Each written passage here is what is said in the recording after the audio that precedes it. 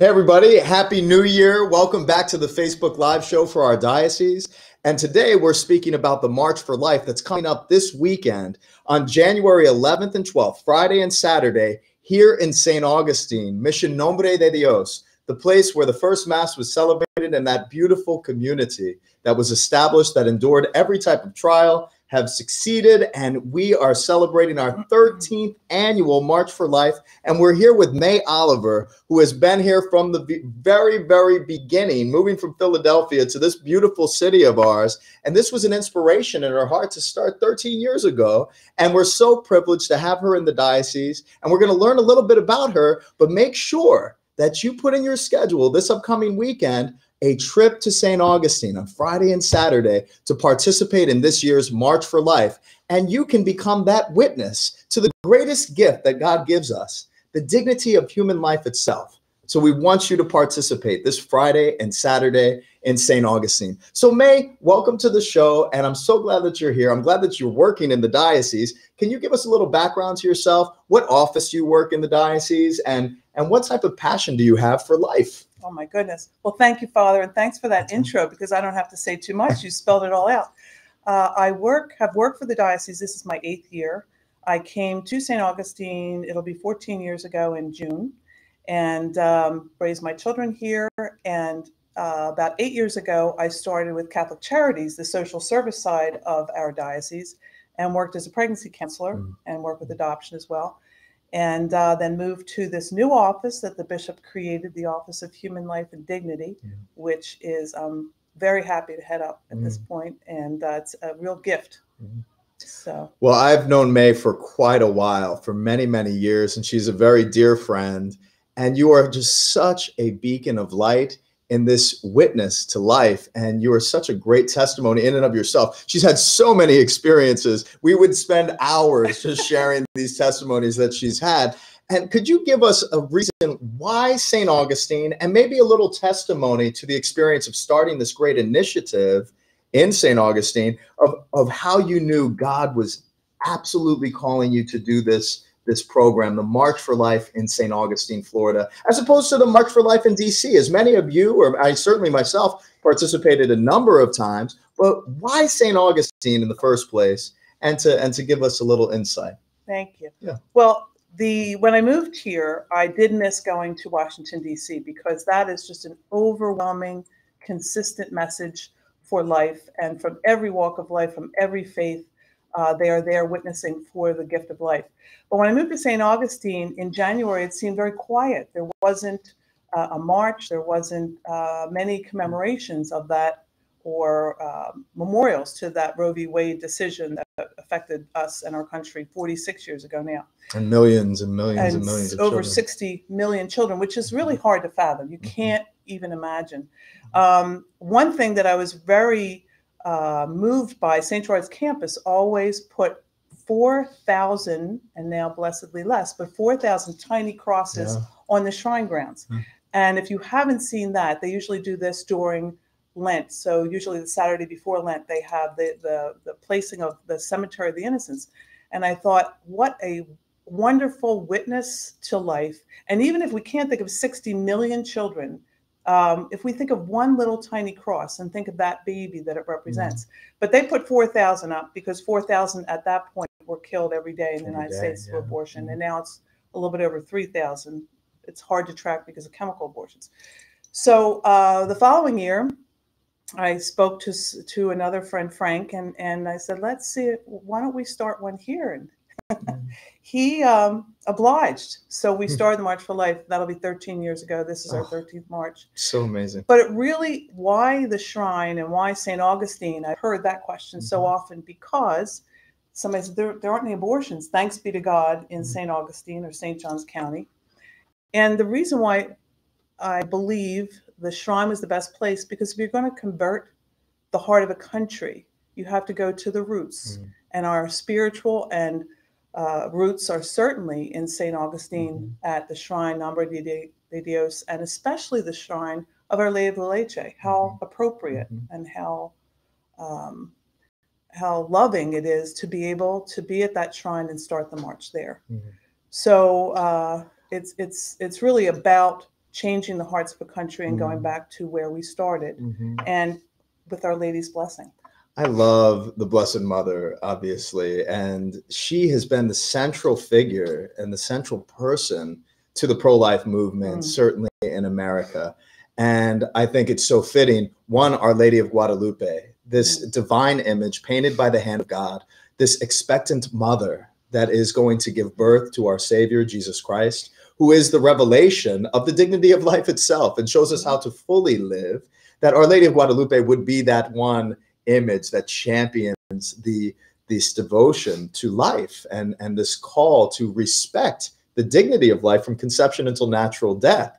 And I can't help but even think, so from 1531 to 1565, just a few years later, Our Lady of La Leche, that beautiful devotion, and the first shrine in the United States. How perfect of a location to really center our thoughts, our prayers, and our devotional life to this issue that the entire world faces. The defacing of life and really violence done to the dignity of human life at many different stages. So it's important to realize it's considered a political issue, and we go to Washington, D.C. to promote this this movement of life and to really put an end to that terrible decision that has compromised millions of lives of children, innocent children. But it's not a political issue. It's truly deep down inside of us. This is a human issue, and we should come into greater grasp of really understanding the gift that God gives us in life and how we should never interfere or manipulate it in any way. He is the creator, and we should behold his creation with devotion and great reverence and respect. So we have some of our visitors, and we're so glad that you're viewing right now. So let's hear from some of our viewers, Brandon. Oh, we just have just a couple comments here. One from Rebecca Jarbo saying, "Yay, May! Thank you for all the work you do for life." And we also have one shout out here from Sonia Brozovic. Hey, Sonia. Hello, Father Richard. So there's our fan club. Yes, we've got two. We've got two. One of the things that you said about a political issue, I think one of the most offensive or difficult things to hear, especially from our own faith, members of our own faith, when they say, well, I don't want to get into politics. It's a political issue. There's nothing political is aside. The morality, the moral issue of thou shalt not kill supersedes any politics.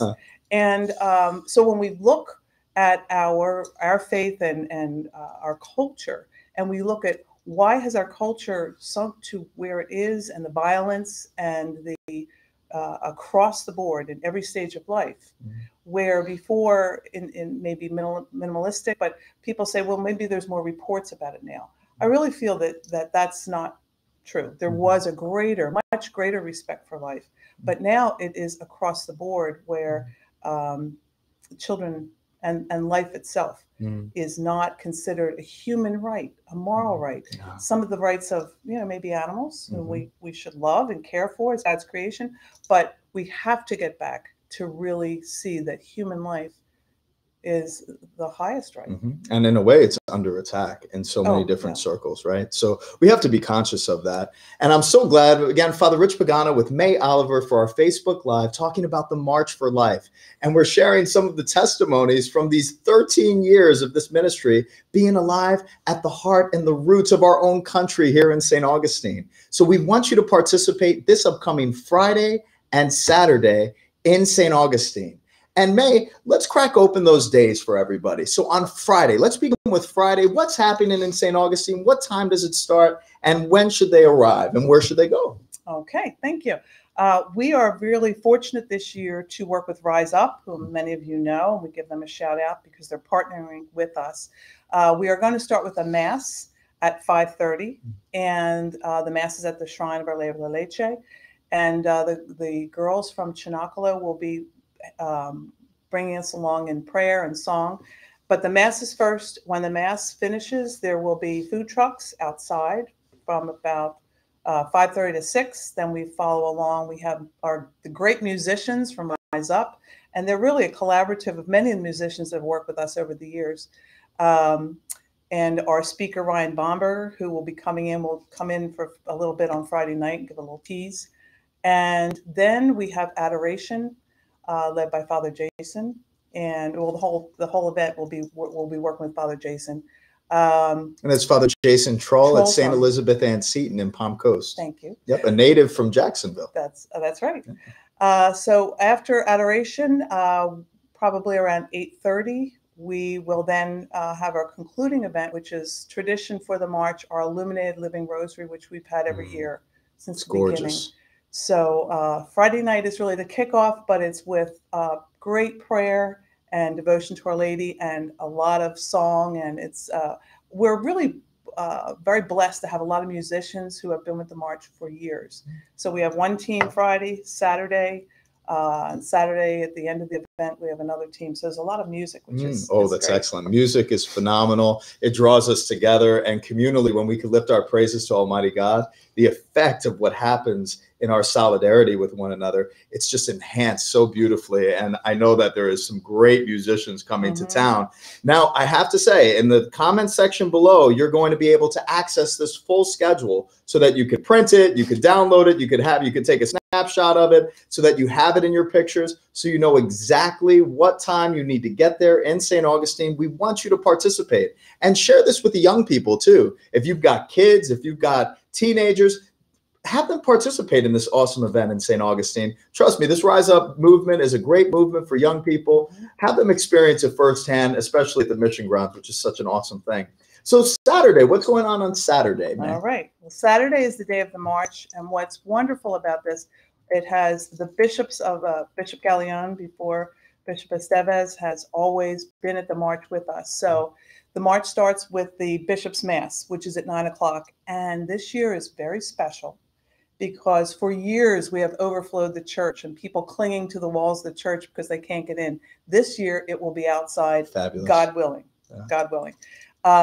We also have on the grounds many pregnancy resource centers and pregnancy assistance and different offices of the diocese from disabilities ministry, youth ministry, that will all be there giving information about assistance for pregnancy or different programs that are going on. So that is there. We sell these beautiful t-shirts. We have a booth for that. And then we'll have the mobile units from 2 mobile units there, one from First Coast Pregnancy Services. So you can look into what kind of help is available for pregnant women and what it looks like, the mobile unit especially. I'm very excited about our theme, Chosen to Witness, which you can see by my shirt. I think you need a shirt just like this. Definitely need a shirt because that helps support the March, absolutely. But I'm very excited this year because our college students have really come together and are actively working in making a stand and witnessing against abortion and for life. So UNF students will be there. They have a special project, the Esther Project, that they work on, but also they'll be testifying. And I'm not sure which UNF students, so I would say the name.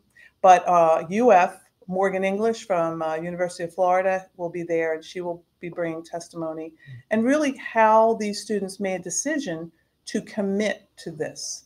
It's not just something that they might do once in a while. It's a real commitment. So it's great to see as someone who's been in this movement for a long time, looking for the next generation.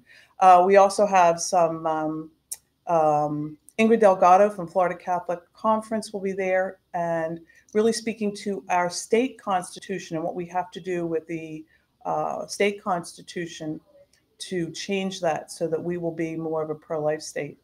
And then we march through the streets to the plaza, and then that will be our keynote speaker. And we have some other, our Spirit of Mercy Award and some other things going on. And that march down St. George Street is awesome. And I know every time that I've been on that march, the conversations and the people that you meet just randomly, or people that didn't know about the march, and then they start walking with you and having conversation, is just some of the most impressive moments that I've had on St. George Street. And I've had many, many experiences on St. George Street. Can you share, May, some of the experiences that you've had? Maybe, I'm sure you've probably had miraculous experiences along that path to affirm this whole movement of pro-life in the heart of St. Augustine, the roots of this country. Well, I have some some that are remarkable about someone came to the march and actually walked on the shrine grounds, couldn't figure out what we were doing, and then saw the Knights of Columbus put in a gravestone, a marker for, the innocent unborn. And when she saw that, she broke down because she had had an abortion years in the past. And when she came up to me, she was just crying and just couldn't say how much the emotion it evoked, that she had bottled this up for years and years and years. And just the fact that these babies are remembered. And that was something very, very special. We had one Protestant minister that for years would grace us with, and he was a tower of passion and strength for the Lord. And he would usually close out the march. And that particular year, we had a group of protesters that were just down in the plaza that were there with us, or not with us, but at the end of the march coming in and the presentation, one fellow walked up and he said, "I changed my mind. Wow. I cannot believe what you stand for." So hearts are changed. And we've had some other funny situations where it does clog up the town a little bit. And there's a lot of markers saying the march is coming, and use other routes. But we had someone there say to the police, "Why do you let these people walk around in circles? Why don't you just tell them to stop?" He said, "What do you mean?" She thought maybe 100 of us were walking around in circles instead of the several thousand that were coming down the street. But one of the most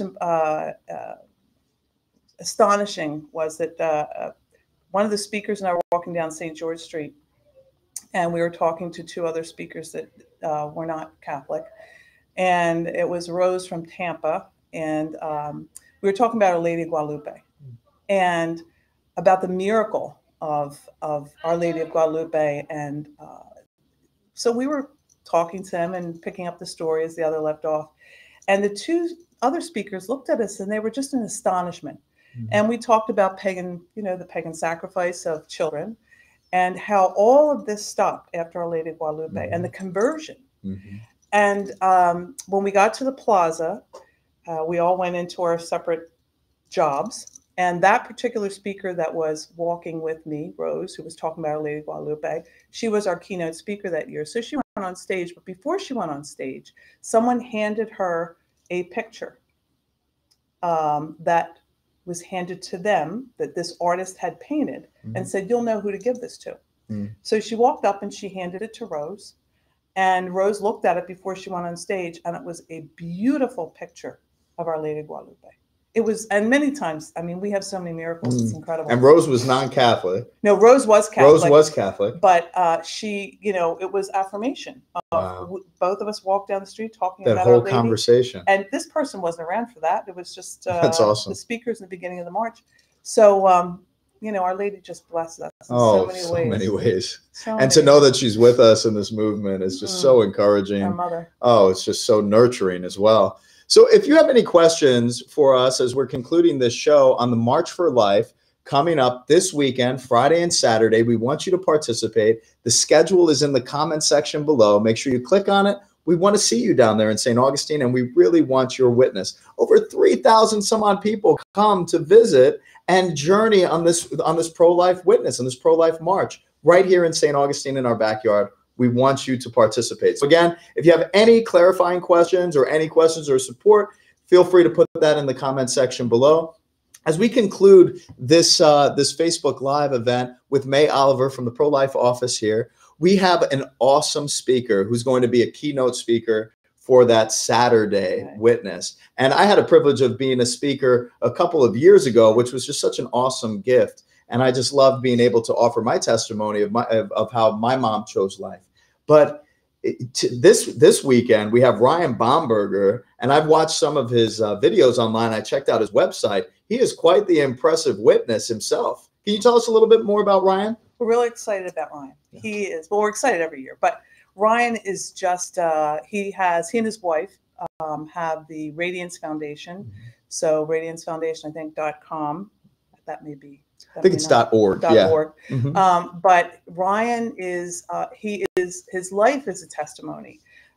He grew up in a family, and I thought it was 12. Father gave me some information. It was 15, and 10 of those children were adopted, and he was one of those adopted.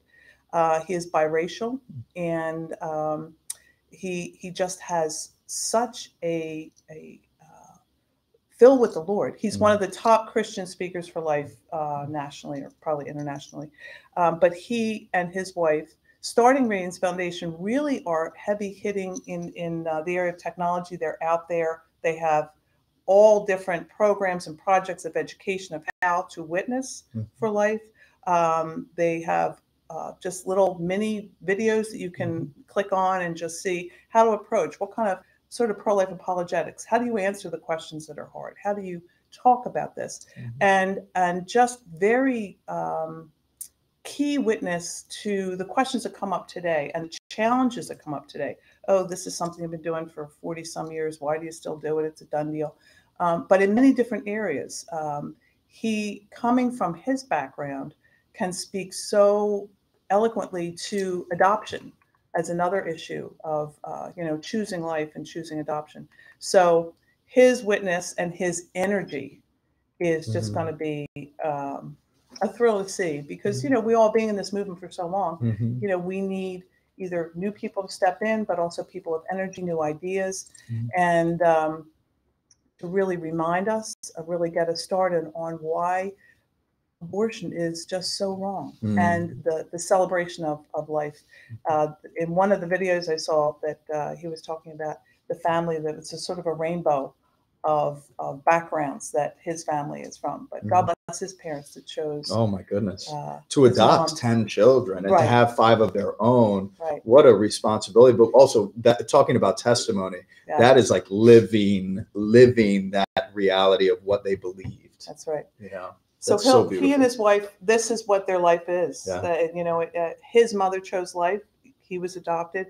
And now his life is all about, choosing life. And he has 4 children. And I know when he leaves us, he's heading up to Chicago and then off to DC. So, which is where we're going after the March for Life as well. That's outstanding. So again, this weekend, please clear your schedule. Make it happen. Get to St. Augustine, participate in the march. You are not going to want to miss Ryan's testimony. He is going to be a very, very valuable testimony to your understanding of this new perspective on life and how it's presented. You can see his foundation in the comment section below. Brandon's going to put that there.